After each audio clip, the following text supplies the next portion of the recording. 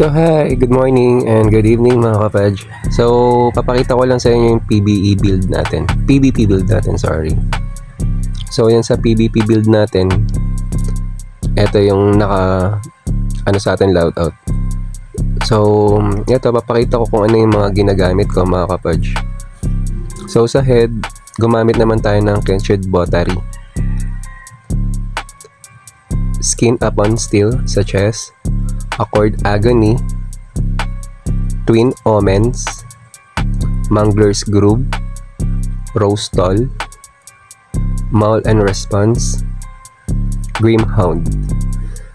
So yan yung 8 ginagamit nating equipment pag nag-PvP tayo, kumbaga player versus player.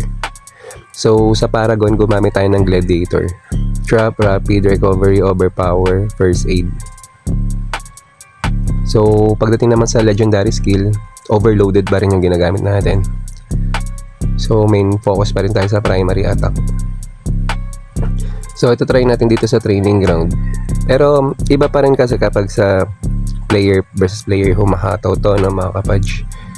Kasi dito ano lang naman DPS naman kasi tinitingnan dito din yung total damage. Pero pagdating kasi mag-iiba kasi pag nasa player na tayo humahataw or nakikipaglaban. So ayan mga kapaj, napakita ko na yung PvP build natin sa Blood Knight. Para sa mga F2P dyan, build nyo na to, goods to. Thank you mga kapaj, bye bye.